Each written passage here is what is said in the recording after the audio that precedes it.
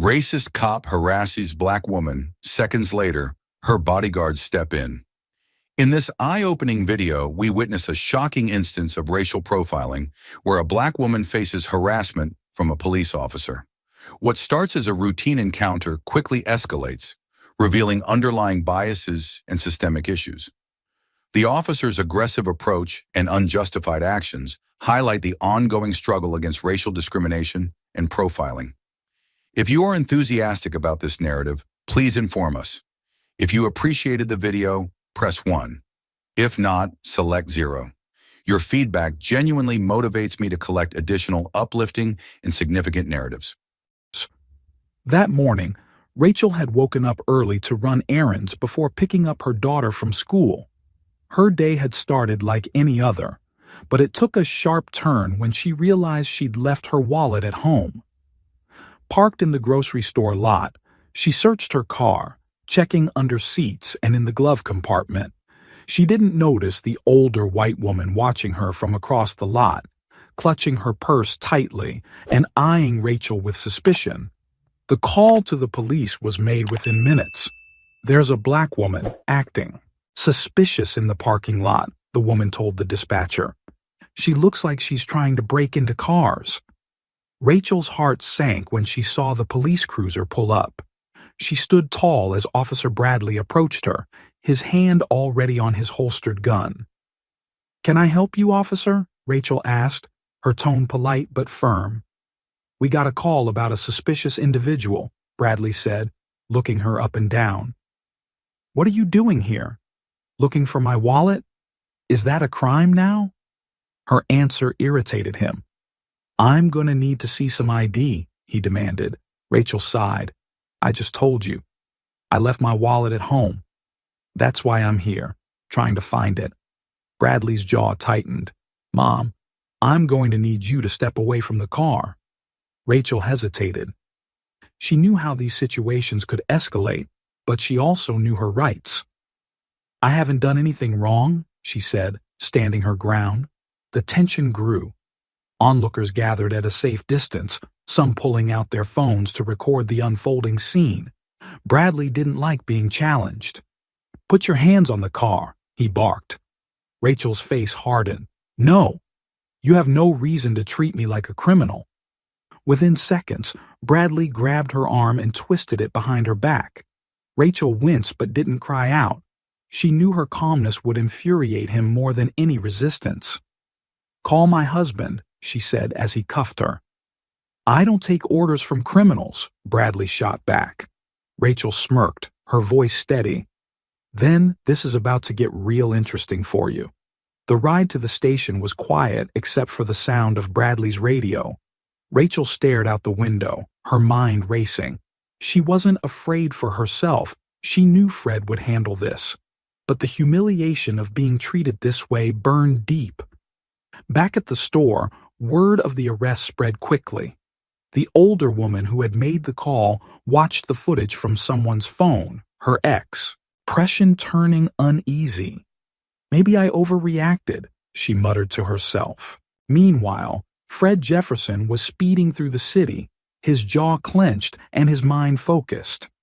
Rachel had told him about the officer's aggression before the call abruptly ended. He wasn't sure what he would find at the station, but he knew one thing. This officer had made a mistake he wouldn't soon forget. At the precinct, Bradley led Rachel through the booking process, his tone condescending. "Don't worry. This'll all go faster if you just cooperate," he said. Rachel didn't respond. She wasn't going to give him the satisfaction. As he finished fingerprinting her, a loud commotion erupted in the lobby. Bradley glanced at the door and froze. A tall black man in a tailored suit stormed in, his presence commanding the attention of everyone in the room. "Where is she?" Fred demanded, his deep voice echoing off the walls. Bradley's face paled. He didn't know the man's identity, but he could tell he wasn't someone to mess with. "She's in processing," the desk officer stammered. Fred's sharp glare turned to Bradley, who had just stepped into the hallway.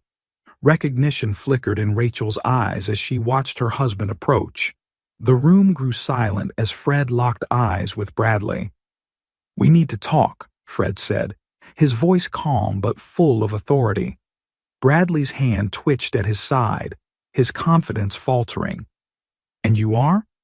Rachel, standing a few feet away, smiled slightly. "Oh, you'll find out." Officer Bradley's pulse quickened as the imposing man closed the distance between them. Fred Jefferson didn't need to raise his voice to command the room's attention. His mere presence was enough. Bradley hesitated, his hand brushing against his holstered taser. Something about the man's calm but unyielding demeanor told him this wasn't going to end the way he had planned. "I'm Judge Fred Jefferson," Fred said, his words cutting through the air like a blade, "and I'd like to know why my wife is in handcuffs." Bradley's throat went dry. "Judge?" He glanced at Rachel, who stood with her hands still cuffed behind her, an almost amused expression on her face. The murmurs of officers and staff in the station reached Bradley's ears, but he couldn't make out their words. He was too focused on the man in front of him. This is standard procedure," Bradley stammered, his voice losing the confidence it had carried earlier. "Standard procedure?" Fred repeated, his voice low and deliberate. "Your standard procedure is to arrest a woman who was doing nothing but looking for her wallet?" Before Bradley could respond, Fred turned to the desk officer. "Uncuff her. Now." The officer looked between Fred and Bradley, unsure of what to do. Bradley's authority as the arresting officer clashed with the undeniable weight of Fred's position. Bradley clenched his jaw, regaining some of his composure. Judge or not, she was acting suspiciously. "We received a call about—" "A call?" Fred interrupted. His voice didn't rise, but the tension in the room did. "From whom? And what exactly did my wife do that warranted this level of treatment?" Bradley shifted uncomfortably. "A witness reported her acting suspiciously near parked cars. When I arrived, she refused to comply with my instructions." Rachel laughed softly, shaking her head. "Refusing to comply? You mean standing up for myself when you treated me like a criminal without cause?" "Mom, you were uncooperative," Bradley shot back, his tone defensive. Fred raised a hand, silencing them both. His sharp gaze moved to Rachel's wrists, still bound by the cuffs. "Take them off." The desk officer scrambled to retrieve the key, not waiting for Bradley's approval. As soon as the cuffs clicked open, Rachel rubbed her wrists, her expression a mix of relief and anger. Fred placed a protective hand on her shoulder before looking back at Bradley. "Now, officer, let's talk about your procedure." The events leading up to Fred's arrival replayed in Rachel's mind. She had spent the ride to the station weighing her options. She knew her husband's influence would clear her name, but that wasn't enough. She wanted to expose the injustice she'd endured, not just for herself, but for everyone who didn't have someone like Fred in their corner. When they arrived at the station, Bradley's dismissive attitude had only fueled her resolve. As she stood in the processing room, she silently counted the minutes until Fred arrived. She didn't have to call him again. She knew he'd come. But now, as Fred took control of the situation, she felt a mix of gratitude and frustration. Gratitude for his unwavering support, but frustration at the system that made it necessary. Back in the station, Bradley's confidence continued to waver as Fred pressed him.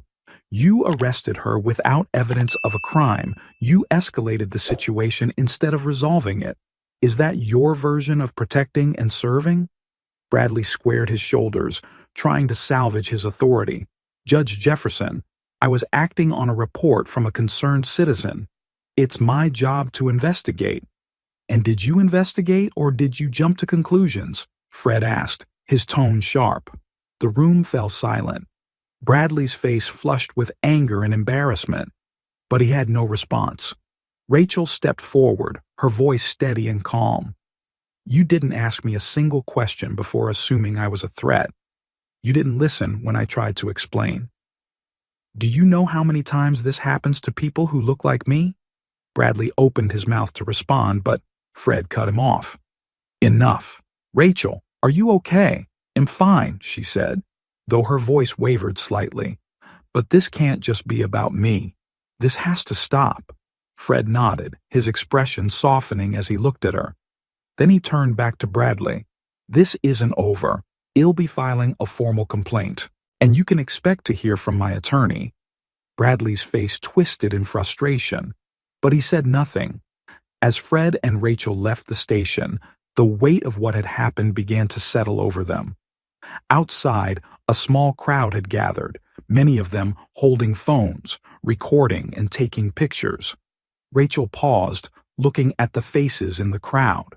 Some were supportive, others curious. A few looked skeptical, their expressions suggesting they thought she'd exaggerated or overreacted. Fred noticed her hesitation and placed a hand on her arm. "Let's go home," he said gently. Rachel nodded. But as they walked to his car, she couldn't shake the feeling that this was far from over. That night, as they sat in their living room, Rachel recounted the incident in detail. Fred listened intently, his anger simmering just below the surface. "We need to do more than file a complaint," Rachel said. "This is bigger than just me. It's about the way people like him treat people like us." Fred nodded. "You're right. Well, make sure this doesn't get swept under the rug." Just as Rachel began to relax, Fred's phone buzzed on the coffee table. He glanced at the screen and frowned. "What is it?" Rachel asked. "It's the precinct," Fred said, his tone cautious. "They want to talk." Rachel's heart sank, but she squared her shoulders. "Let's hear what they have to say." Fred answered the call, putting it on speaker so Rachel could hear. A tense voice on the other end greeted him. "Judge Jefferson, this is Captain Morgan from the precinct. I want to apologize for the incident today. It appears there was a misunderstanding." Fred's expression didn't change, but Rachel's jaw tightened. "A misunderstanding?" Fred said coolly. "Your officer unlawfully detained my wife. That's more than a misunderstanding." "Of course," Morgan replied hastily. "We're reviewing the matter internally and taking it very seriously. Officer Bradley will be questioned and, if necessary, disciplined." Rachel leaned closer to the phone. "Captain Morgan, I appreciate your call, but what's being done to address the systemic issue here? This isn't just about one officer, it's about how people like me are treated every day." There was a long pause on the other end. "You're absolutely right, Mrs. Jefferson. Perhaps we can arrange a meeting to discuss this further?" Rachel exchanged a glance with Fred. She wasn't sure if this was genuine or an attempt to smooth things over. "Well, consider it," Fred said, ending the call before Morgan could respond. Rachel folded her arms, staring at the phone. "You think they really want to fix this? Or are they just covering their tracks?" Fred sighed. "It's hard to say. But one thing's certain, we're not letting this go." The next morning, Rachel woke up to a flood of messages on her phone. Videos of her arrest had gone viral overnight, with hashtags like "Gir Justice for Rachel" and "Gir Racism in Policing" trending on social media. News outlets were already picking up the story, and opinions were pouring in from all sides. Some people expressed outrage at the injustice, while others accused Rachel of overreacting or playing the victim. Rachel's hands shook as she scrolled through the comments. "Don't read those," Fred said, walking into the room. He took the phone from her gently and set it on the table. "It's hard not to," Rachel admitted. "This is my life they're debating." Fred sat beside her, placing a comforting hand on her knee. "Let them talk. We'll stick to the facts and focus on what matters, making sure this doesn't happen again." Rachel nodded, though the knot in her stomach didn't loosen. Later that day, Fred and Rachel met with a civil rights attorney, Gloria Harris, at her office. Gloria, a sharp and passionate advocate, listened intently as Rachel recounted the incident. "This is a clear case of racial profiling," Gloria said. Well, pursue legal action against T. He precinct, and well make sure the public knows exactly what happened. Rachel hesitated. I don't want this to just be about me. I want this to be about changing the system. Gloria smiled. That's exactly what we'll do. Your case can set a precedent, Rachel. We'll push for reform, training, and accountability. But it starts with making them answer for what they did to you. Rachel took a deep breath, feeling a mix of determination and anxiety. Let's do it. While the legal wheels began to turn, Bradley's life took a turn of its own. After news of the incident spread, he faced growing scrutiny. His neighbors whispered about him. His colleagues avoided him. Even his superiors seemed distant, their support for him waning. Sitting alone in his apartment, Bradley scrolled through the videos of the arrest, reading the comments. For the first time, he saw himself through the eyes of others. The way he had grabbed Rachel, the dismissive tone in his voice. But instead of remorse, anger bubbled up inside him. They don't know what it's like out there, he muttered to himself. They don't know what we deal with every day. His phone buzzed with a message from his union representative advising him to avoid speaking to the media. But Bradley couldn't shake the feeling that his career was slipping through his fingers. Meanwhile, Rachel's story continued to gain traction. She was invited to speak on a morning news program where she recounted the events of that day. I wasn't just fighting for myself in that moment, Rachel said, her voice steady. I was thinking about every person who's been treated like they don't belong, like they're less than human, simply because of the color of their skin. Her words resonated with viewers across the country, but they also attracted backlash. Anonymous threats flooded her inbox, warning her to drop the case. As Rachel and Fred sat in their living room that evening reviewing the latest developments, the sound of a rock shattering their front window jolted them both. Fred rushed to the window, his fists clenched as he peered outside. The darkness concealed the perpetrator, but the message was clear. Rachel stood frozen, her heart pounding. Fred turned to her, his face a mix of anger and concern. This isn't just about us anymore, he said quietly. Rachel nodded, her resolve hardening. Then we fight harder. The shattered window became more than a reminder of the hostility they faced. It was a turning point. Fred replaced the glass the next morning, but the unease lingered in the air. Rachel stayed strong in public, but in private, the weight of the threats pressed on her. Despite the risks, they decided to press forward with their fight. Rachel's courage inspired many, but the backlash also intensified. Every step felt like a balancing act between progress and peril. Later that week, Rachel and Fred met with a coalition of local activists and community leaders in a packed church hall. People of all ages and backgrounds filled the room, their faces a blend of hope and determination. Rachel stood at the front, her hands gripping the edges of the podium. This isn't just about what happened to me, she began, her voice steady. It's about a system that sees Black people as threats before it sees them as human. That has to change. The room erupted in applause, the energy palpable. A young woman raised her hand to speak. How can we help? She asked, her voice filled with earnestness. Rachel smiled, the fire in her eyes burning brighter. We need to push for real change, demand better training for officers, independent oversight of misconduct cases, and accountability when they get it wrong. And we need to make sure this doesn't disappear from the headlines. The crowd nodded in agreement, their collective resolve growing stronger. As the meeting wrapped up, Fred noticed a man lingering near the back of the room, his eyes fixed on Rachel. Cement, hing about his posture, set off alarm bells. Fred stepped closer, his protective instincts kicking in. Can I help you? Fred asked, his tone firm. The man, a middle-aged white man in a police jacket, looked startled. He held up his hands defensively. I'm not here to cause trouble, he said quickly. I'm Detective Randall. I work at the precinct. Rachel joined them, her expression guarded. Why are you here? Randall hesitated, glancing around to make sure no one else was listening.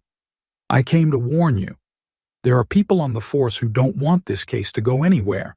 You're stirring up things they'd rather keep buried. Fred narrowed his eyes. Are you one of those people? No, Randall said firmly. I've been trying to push for change from the inside for years. But this, what happened to you, it's different. It's got them nervous. Rachel crossed her arms. What exactly are you warning us about? Randall's voice dropped. Watch your back.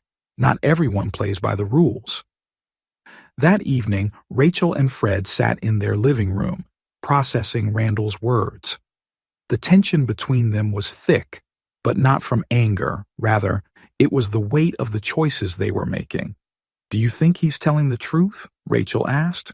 Fred leaned back in his chair, rubbing his temples. I don't know, but we can't ignore the possibility that he is. Rachel sighed. It's exhausting, having to fight just to be treated like a human being.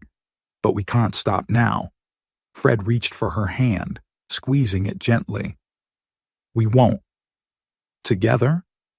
2 days later, a surprising turn of events shocked them both. The precinct released a public statement acknowledging the need for an internal review of their practices. Captain Morgan held a press conference declaring that they were committed to transparency and change. Rachel watched the announcement on TV with a mix of disbelief and cautious optimism. Do you think they mean it? She asked Fred. It's a start, he said, though his tone carried skepticism. The statement sparked renewed attention on the case, and Rachel's face was splashed across news outlets once more. Support poured in from all corners of the country, but so did the vitriol.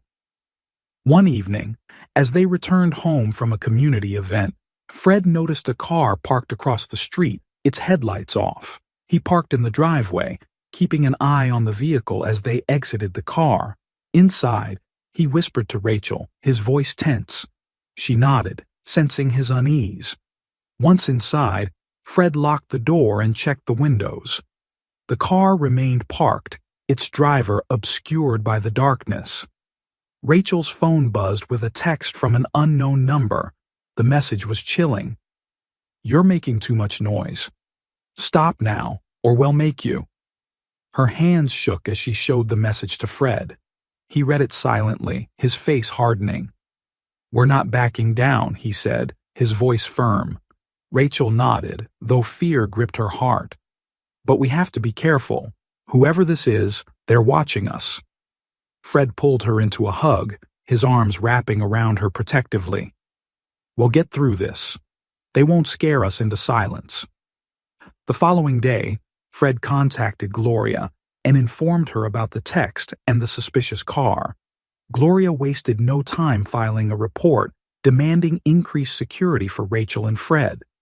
The police department offered minimal assistance, claiming their resources were stretched thin.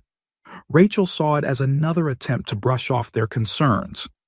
But she refused to let fear paralyze her. She continued to attend community meetings, speak at events, and share her story with journalists. One evening, while addressing a large crowd at a rally, a commotion erupted near the stage. Fred immediately stepped in front of Rachel as two men tried to push past security. Get her out of here, Fred shouted to Gloria, who was nearby. As the crowd scattered, the men were subdued by security, but their intentions remained unclear. Rachel was shaken but unharmed. As they left the rally under heavy guard, Fred turned to Rachel, his voice filled with a mix of anger and determination. This has gone too far. It's time to escalate this fight. Rachel nodded, her eyes blazing with resolve. Let's do it. The rally incident left Rachel and Fred shaken but emboldened. The message was clear. Their fight was rattling the wrong people, and whoever was behind the threats was willing to escalate. Fred, however, saw this as an opportunity to double down. That night, as the news replayed the footage of the men being detained, Fred sat at his desk drafting an open letter. It wasn't just to the local authorities, it was aimed at the national stage. The next morning, Rachel sat beside Fred as he hit send. The letter went out to every major news outlet, civil rights organization, and influential leader across the country. It demanded justice, accountability, and immediate action to address systemic racism in law enforcement.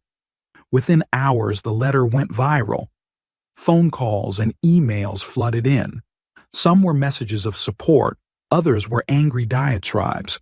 But one call stood out: a request for Rachel and Fred to testify before a congressional committee investigating police reform. Rachel's hands trembled as she ended the call. "Fred, they want us to testify." "This is huge." Fred smiled, though his expression was tinged with caution. "It is. But it also puts us in the spotlight more than ever." Rachel nodded. "We've come this far. We can't stop now." Meanwhile, Detective Randall, the officer who had warned them earlier, sat in his car outside the precinct, wrestling with his conscience. The pressure inside the department was mounting. Officers whispered about Rachel's case, and the tension was palpable. Randall knew something bigger was at play. He had overheard fragments of conversations that hinted at a coordinated effort to discredit Rachel and Fred. But exposing it would mean risking his career and possibly more. He picked up his phone and hesitated before dialing a number. When Fred answered, Randall took a deep breath. "There's something you need to know," he said. 2 days later, Rachel and Fred met Randall at a diner on the outskirts of town. The detective looked over his shoulder nervously as he slid into the booth. "I don't have much time," he said, his voice low. "But I've been hearing things. There's a group of officers trying to dig up dirt on you, anything they can use to discredit you. And it's not just here. This goes higher up." Rachel's stomach churned. "Higher up? How high?" "I don't know exactly," Randall admitted. "But I've seen the reports they're circulating. They're desperate to silence you." Fred leaned forward, his eyes narrowing. "Do you have proof?" Randall nodded. "I've got copies. I'll send them to you, but you didn't hear this from me." Rachel reached across the table, her voice firm but grateful. "Thank you for doing the right thing." Randall nodded, but his expression was grim. "Be careful. They're not playing by the rules." The documents Randall provided were damning. They outlined a coordinated effort to paint Rachel as untrustworthy and combative, using doctored footage and out-of-context statements. Worse, they showed communication between the precinct and influential individuals outside the city. Fred and Rachel immediately shared the evidence with Gloria, who moved swiftly to involve federal investigators. "This is just a local problem," Gloria said during a strategy meeting. "This could expose corruption at a much higher level, but it also makes you bigger targets." Rachel took a deep breath, the weight of the moment sinking in. We're not backing down. As the congressional hearing approached, the tension escalated. A mysterious black SUV began appearing near Rachel and Fred's home. Phone calls came in the middle of the night, silent but ominous. One evening, as Rachel prepared dinner, the power suddenly went out. Fred grabbed a flashlight and checked the breaker box, finding nothing wrong. Rachel's phone buzzed with another text from an unknown number. "Still think this is worth it?" She showed the message to Fred, her face pale but determined. "They're trying to scare us. It's not going to work." Fred called the police to report the incident, but the responding officer's dismissive attitude made it clear they wouldn't take it seriously. "We'll handle it ourselves," Fred said, his tone resolute. The day of the hearing arrived, and Rachel felt the weight of the nation's eyes on her as she walked into the chamber with Fred by her side. Cameras flashed and reporters shouted questions, but she kept her head high. Inside, the room was packed with lawmakers, activists, and media. Rachel's heart raced as she took her seat at the witness table, but she steadied herself, focusing on the reason she was there. When it was her turn to speak, she recounted her experience with clarity and conviction. "This isn't just about what happened to me," she said, her voice unwavering. "It's about a system that sees Black people as threats instead of individuals. A system that must change." Her words drew applause from the audience, but not everyone was moved. A congressman who had aligned himself with pro-police rhetoric challenged her. "Mrs. Jefferson, isn't it possible that Officer Bradley was simply doing his job? Isn't this just a misunderstanding blown out of proportion?"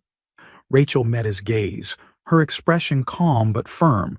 "When doing his job means assuming guilt based on the color of my skin, the job is broken. And if this is a misunderstanding, it's one that's gotten far too many people killed or unjustly imprisoned." The room erupted in murmurs.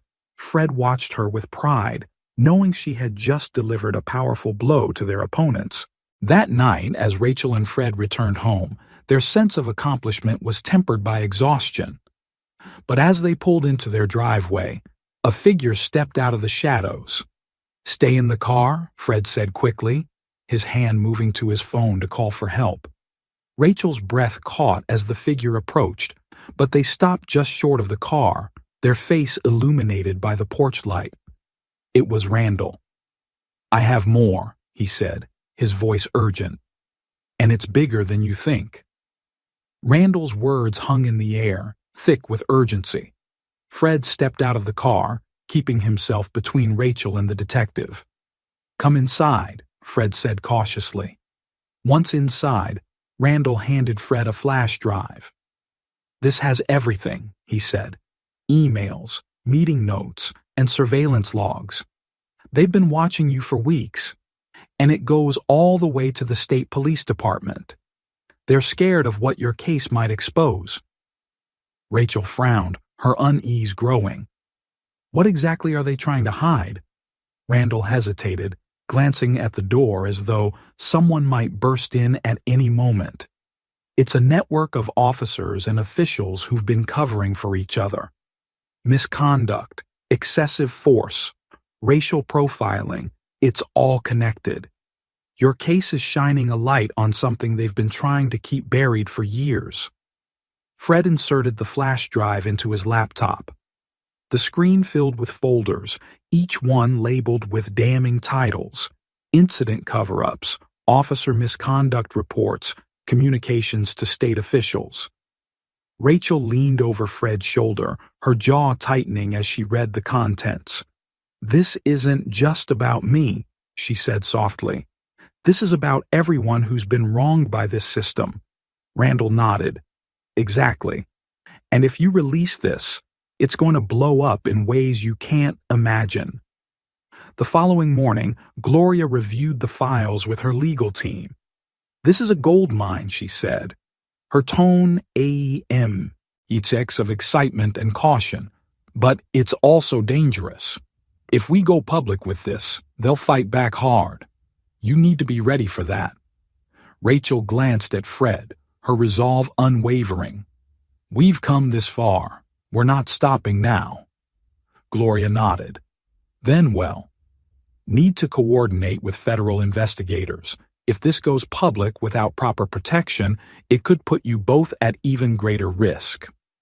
Rachel and Fred agreed, but the timeline for action left them feeling vulnerable. They knew the information on the flash drive was a ticking time bomb, and the people it implicated wouldn't sit idly by. Later that night, Fred and Rachel sat on the couch, the weight of their decision heavy in the air. "I'm proud of you," Fred said, breaking the silence. "What you're doing is brave, and it's going to make a difference." Rachel smiled faintly, leaning her head against his shoulder. "I just want to make sure this doesn't happen to anyone else." As they sat together, the soft hum of their living room was shattered by the sound of shattering glass. Fred jumped to his feet, pulling Rachel behind him as they saw a flaming bottle crash onto the front porch, igniting in a burst of fire. "Stay back," Fred shouted, grabbing a fire extinguisher from the kitchen. Rachel grabbed her phone and called 911, her voice steady despite the chaos. "Someone just firebombed our house," she said, watching as Fred doused the flames. By the time the fire was extinguished, the porch was charred, and the stench of smoke filled the air. The flashing lights of police cars and fire trucks soon lit up the street, drawing neighbors out of their homes. Rachel and Fred watched as officers surveyed the damage. One of them approached, his face hard to read. "Well, investigate this," he said. "But if I were you, I'd lay low for a while." Rachel bristled. "Laying low isn't going to solve anything." The officer didn't argue, but his dismissive tone left no doubt that the investigation wouldn't be a priority. The next day, Fred called a press conference in front of their home, the burned porch serving as a stark backdrop. Reporters gathered as Rachel stepped up to the microphones. "This is what happens when you challenge the status quo," she said, her voice steady but firm. "But we will not be silenced. This fight is about justice, accountability, and the right to live without fear of being targeted because of the color of our skin." Her words resonated, drawing support from across the country. Activists, politicians, and public figures began rallying around their cause, amplifying the pressure on law enforcement to address the systemic issues Rachel's case had uncovered. But behind the scenes, the threats continued. Gloria arranged for security to protect Rachel and Fred, but the tension in their home was palpable. One evening, as Rachel was preparing for another interview, Fred received a call from an unknown number. The voice on the other end was cold and deliberate. "You think you've won, but this isn't over," the caller said. "If you don't back off, you'll regret it." Fred clenched his fist, his jaw tightening. "We're not backing off. Do your worst." He hung up and turned to Rachel, his expression grim. "They're not going to stop, but neither are we." Rachel nodded, her resolve unshaken. "Let's expose everything." That night, Fred worked with Gloria and federal investigators to ensure the files from the flash drive were shared securely with major media outlets and government agencies. Within days, explosive reports hit the airwaves, detailing years of corruption, cover-ups, and misconduct within the police department and beyond. The revelation sparked nationwide outrage. Protests erupted in cities across the country, demanding reform and justice for victims of systemic racism. Rachel and Fred watched the news from their living room, their hands tightly clasped. For the first time in weeks, Rachel allowed herself a small smile. "We did it," she said quietly. Fred nodded, his expression a mix of pride and exhaustion. "This is just the beginning. But it's a big step forward." As the momentum for change grew, the backlash against Rachel and Fred began to fade. The people who had threatened them were now under investigation themselves, and the tide was turning in their favor. But just as they began to feel a sense of relief, a knock at the door late one night sent a chill down their spines. Fred approached cautiously, peering through the peephole. Standing on the porch was a man in a suit holding an envelope. "Judge Jefferson?" the man asked. "Yes," Fred replied warily. The man handed him the envelope. "This is for you and Mrs. Jefferson. It's from someone who used to work on the inside." Fred closed the door, turning the envelope over in his hands. Rachel joined him, her curiosity piqued. "What is it?" she asked. Fred opened the envelope and pulled out a single sheet of paper. As he read the words, his face hardened. "It's a warning," he said, handing the paper to Rachel. She read it aloud, her voice trembling slightly. "You've only scratched the surface. Be careful who you trust."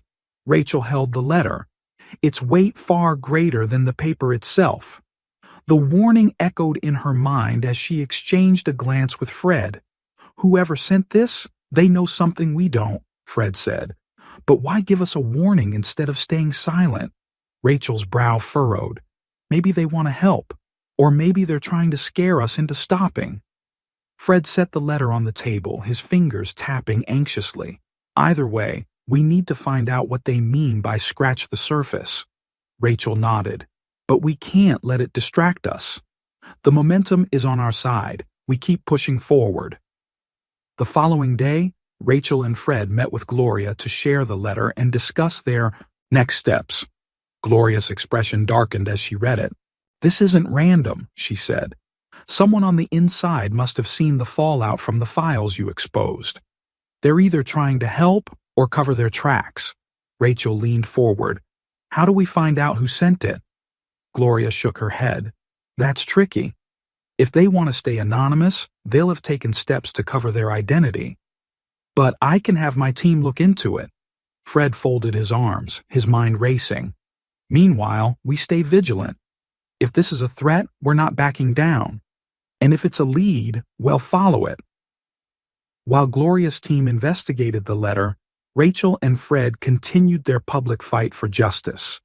The media attention reached a fever pitch, and the evidence they had exposed led to multiple resignations and investigations into law enforcement officials at the local and state levels. But the more they uncovered, the more they realized how deeply entrenched the corruption was. Randall's files were just the beginning. One evening, Fred received another call from Randall, his voice tinged with urgency. "I found something else," he said. "Meet me tonight." Same diner. Fred hesitated. "Is it safe?" "No," Randall admitted, "but it's important." At the diner, Randall slid into the booth, his face pale and his hands shaking. He placed a small envelope on the table and pushed it toward Fred. "What's this?" Fred asked. "Names," Randall said quietly. "These are the people who've been running the show from behind the scenes. They're powerful, and they'll do whatever it takes to protect themselves." Rachel, who had insisted on coming, looked at Randall intently.